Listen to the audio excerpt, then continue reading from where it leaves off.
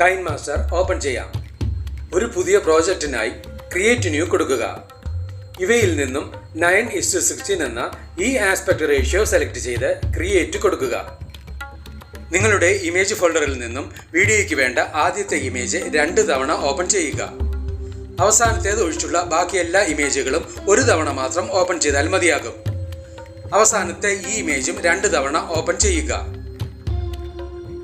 ഇവിടെ നാം ഡ്യൂപ്ലിക്കേറ്റ് ഇമേജുകൾ ഉൾപ്പെടെ 7 ഇമേജുകളാണ് ഓപ്പൺ ചെയ്തിട്ടുള്ളത്. ആദ്യത്തെ ഈ ഇമേജ് ലെയറിന്റെ ഡ്യൂറേഷൻ ഒരല്പം കുറച്ചു വെക്കുക. അതുപോലെ തന്നെ അവസാനത്തെ ഇമേജ് ലെയറിന്റെ ഡ്യൂറേഷനും ഇതുപോലെ ഒരല്പം കുറച്ചു വെക്കുക. ഈ എഡിറ്റിംഗിനായി ഉപയോഗിച്ചിട്ടുള്ള ട്രാൻസിഷൻ എഫക്റ്റിന് വേണ്ടി ഈ അസറ്റ് സ്റ്റോർ ബട്ടണിൽ ക്ലിക്ക് ചെയ്യുക.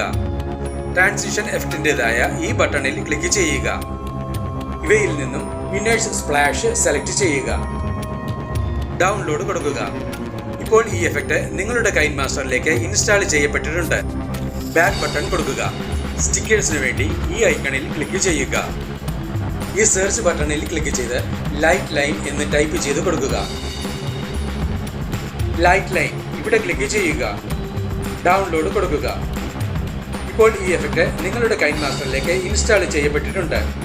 അസറ്റ് സ്റ്റോർ ക്ലോസ് ചെയ്യാം. ആദ്യത്തെ ട്രാൻസിഷൻ പോയിന്റിൽ ക്ലിക്ക് ചെയ്യുക. ഇന്നേഴ്സ് സ്പ്ലാഷ് സെലക്ട് ചെയ്യുക. ഇവിടെ നമുക്ക് വ്യത്യസ്ത രീതിയിലുള്ള 4 എഫക്റ്റുകൾ ലഭ്യമാണ്. ഇവിടെ നമുക്ക് മൂന്നാമത്തെ ഈ എഫക്റ്റ് സെലക്ട് ചെയ്ത് നൽകാം. എല്ലാ ട്രാൻസിഷൻ പോയിന്റുകളുടെയും ആനിമേഷൻ സ്പീഡ് 2.0 തന്നെ ആയിരിക്കുന്നതാണ് നല്ലത്. ബാക്കിയുള്ള എല്ലാ പോയിന്റുകളിലും മൂന്നാമത്തെ ഈ എഫക്റ്റ് തന്നെയാണ് നൽകേണ്ടത്. അതിനായി അപ്ലൈ ടു ആൾ എന്ന ഈ ബട്ടണിൽ ക്ലിക്ക് ചെയ്താൽ മതിയാകും. ഇവിടെ എല്ലാ ട്രാൻസിഷൻ പോയിന്റുകളിലും മൂന്നാമത്തെ എഫക്റ്റ് അപ്ലൈഡ് ആയിട്ടുണ്ട്. ഈ പ്രോജക്റ്റ് എക്സ്പോർട്ട് ചെയ്യുന്നതിനായി ഇവിടെ ക്ലിക്ക് ചെയ്യുക. സേവ് ആസ് വീഡിയോ കൊടുക്കുക.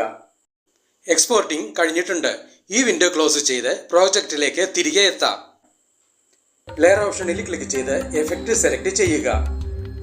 ബേസിക് എഫക്ട്സ് സെലക്ട് ചെയ്യുക. ഗൗസിയൻ ബ്ലർ സെലക്ട് ചെയ്യുക. സ്ക്രീനിൽ നിന്നും ഈ മാസ്ക് ലെയർ ബാക്ക്ഗ്രൗണ്ട് പൂർണ്ണമായും മറയുന്ന രീതിയിൽ എൻലാർജ് ചെയ്ത് വെക്കുക.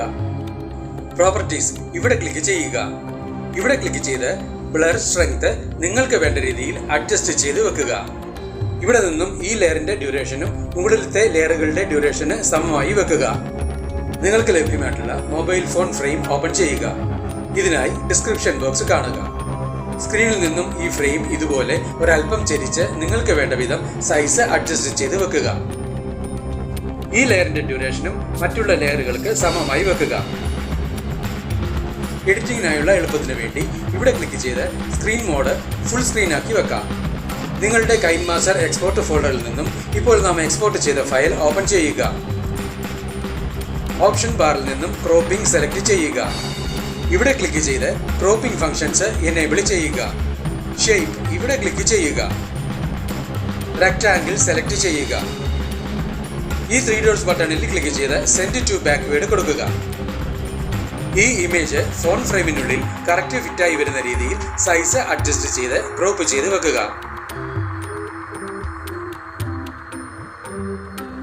സ്റ്റിക്കേഴ്സ് ഇവിടെ ക്ലിക്ക് ചെയ്യുക. ലൈറ്റ് ലൈൻ സെലക്ട് ചെയ്യുക. ഇവിടെ നമുക്ക് ഈ ഓവർലേ സെലക്ട് ചെയ്യാം. പ്രോപ്പർട്ടീസ് ഇവിടെ ക്ലിക്ക് ചെയ്യുക. ഇവിടെ ക്ലിക്ക് ചെയ്ത് നിങ്ങൾക്ക് വേണ്ട ടെക്സ്റ്റ് എൻ്റർ ചെയ്യുക.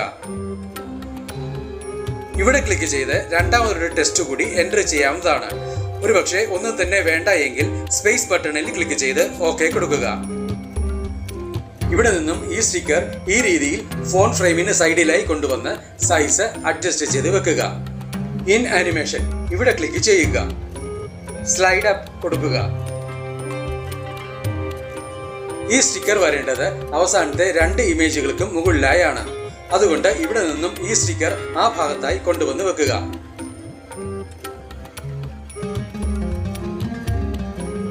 വീഡിയോയ്ക്ക് വേണ്ട ഒരു ബോർഡർ ലൈൻ ഇമേജ് ഓപ്പൺ ചെയ്യുക. ഇതിനായി ഡിസ്ക്രിപ്ഷൻ ബോക്സ് കാണുക. സ്പ്ലിറ്റ് സ്ക്രീൻ സെലക്ട് ചെയ്യുക. റെക്ടാംഗിൾ കൊടുക്കുക. ഈ ലെയറിന്റെ ഡ്യൂറേഷനും മറ്റുള്ള ലെയറുകൾക്ക് സമമായി വെക്കുക. ഈ ഓഡിയോ ഓപ്ഷനിൽ ക്ലിക്ക് ചെയ്ത് വീഡിയോയ്ക്ക് അനുയോജ്യമായ ഒരു ബാക്ക്ഗ്രൗണ്ട് മ്യൂസിക് സെലക്ട് ചെയ്യുക. ഇവിടെ നമുക്ക് ഈ മ്യൂസിക് സെലക്ട് ചെയ്യാം.